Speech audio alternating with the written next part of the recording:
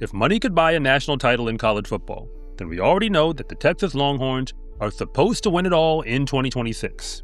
They have an estimated roster NIL value of $49.3 million. The team that's number 2 in the entire nation is Oregon.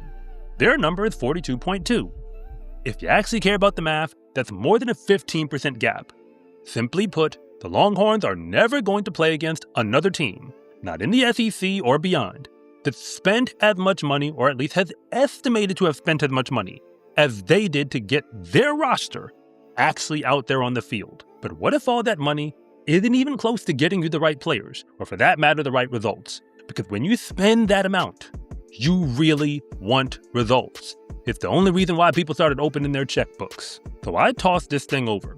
I examined it from a whole bunch of different angles to determine if the Texas Longhorns are really as good, I won't even say as advertised, are they as good as the cash actually suggests that they should be? Because winning a national title is a foregone conclusion as the end goal they're supposed to have. But realistically, with all the touch points that we have, how good is this team, the same one with Arch Manning leading them, actually going to be? Because if things don't go well, and you know exactly what I mean by that, somebody is likely going to lose their job. So let's start figuring out how likely. That is the conversation that we're going to be having in December and in January. That dollar amount, $49.3 million, doesn't just come out of thin air. It comes from the NIL standard. They're just given an estimate of fair market value for their players. When you look at the top 3 players on Texas's roster, again, estimated value.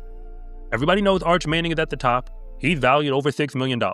But then you add a wide receiver for him to actually throw the ball to. Cam Coleman, that's another $3 million estimated. And then you add an edge rusher, Colin Simmons, at $2.5 million. You can already see where this money actually starts running away from. It's specifically really packed at the top, but yes, they spent money all the way throughout. So who does Texas actually have to beat on their schedule with all the money that they spent? And if you look at the non-power conference games, 2 games on their schedule, you got Texas State and UTSA.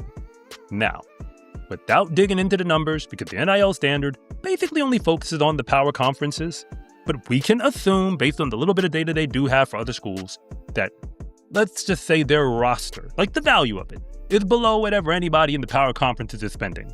So no, that's going to put these programs at less than 2/5 of whatever the value of Texas's roster is. So thanks for playing. Texas State and UTSA, y'all are going down. But even the SEC, not every team is spending anywhere near as much money. Mississippi State and Arkansas are both valued below $25 million on their projected roster NIL, situation, thanks to the NIL standard. So those are games that they really should win without all that much challenge if we think the money is reflective of the talent on the field. But when it comes to the other side of things, there are some other rosters that could take them out, because the most expensive teams on their schedule are Ole Miss, LSU, and Ohio State out of conference. That matchup right there is something that we're going to come back to in a moment. But Ole Miss, they should be able to deal with if we're just talking about talent, even though they did spend solidly past the $30 million line. But LSU has spent almost $40 million, right around that window. That's still about almost 20% away from where Texas has actually bankrolled, or the roster value of what they're doing. And when it comes to Ohio State, they did spend money, but they didn't go over the $40 million line either. So that is the money. Texas paid their way to the front of the line. But if you're new here, I want to say thank you for even making it this far into the video. My name is Rob, and if you really want an unfiltered perspective on college football, the type that actually helps you to see it clearly, then you are in the right place.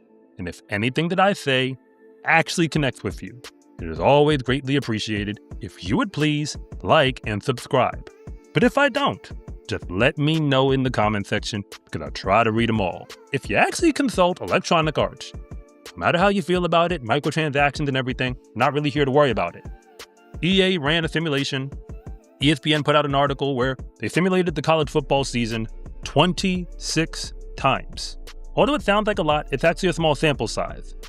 But the results were still concerning, because you have to know the overalls of the teams that they're estimating Texas will go up against. Ohio State, in non-conference, they could very well lose that game because EA thinks that Ohio State is even better. They have Texas as an 89 overall, one of the top 5 teams in the game, but guess what? They're number 5. That puts Ohio State ahead of them, rated at about 90. But LSU, Oklahoma, and Georgia are all rated either 87 or 88, right up there near Texas. So those games could go either way. And remember, we're talking about programs that seemingly aren't bankrolling even within 20% of what the Longhorns might be putting up to help their team actually get out there on the field. And remember, winning a national title is the standard.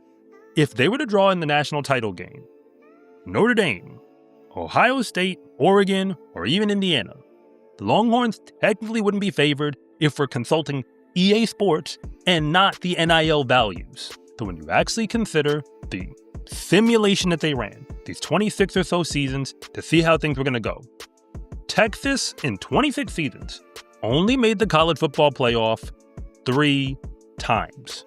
And they only won the SEC once. I'm not making this up. Hey, they just hit simulate to see how it goes. That said, they did think Arch Manning had the chance to win the Heisman at least multiple times, like 2 or 3 times, within that whole simulation scenario.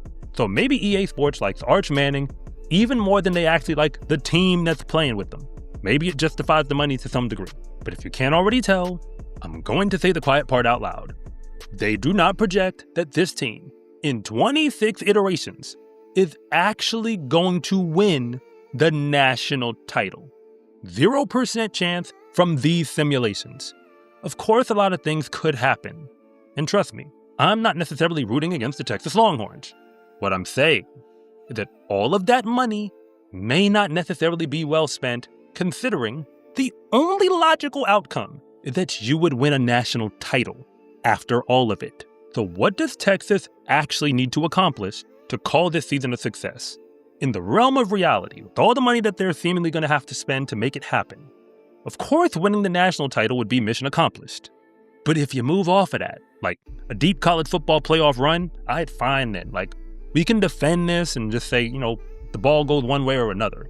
If they have an early college football playoff exit, that's far from ideal.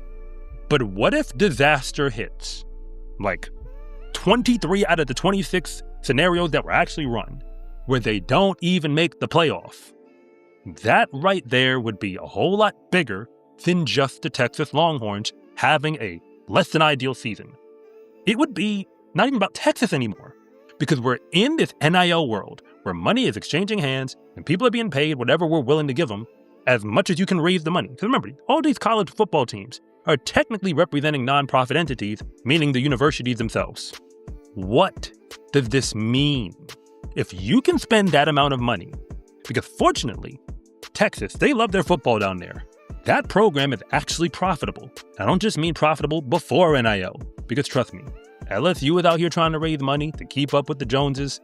They're not the only one who are trying to figure this out because the costs are continuing to go up. Whatever the salary cap was projected to be, like the whole 21 million thing, there's so many loopholes and so many different ways in which that number really doesn't mean anything. But yes, this says that the current system is clearly running away from itself. And if Texas doesn't win, somebody's going to have to pay for it. It could be the head coach. Obviously, the transfer portal is likely going to light up one way or another. We've seen this already in the past few years, where by the time we get to the playoffs, a bunch of people are trying to figure out what they're doing on the way to hitting the portal. It's the reason why coaches and everybody was advocating to kind of rework the calendar to figure out what we're doing. If you had high school recruiting, portal recruiting, playoff was going on, people were jumping in the portal while the team was still playing, like it got wild.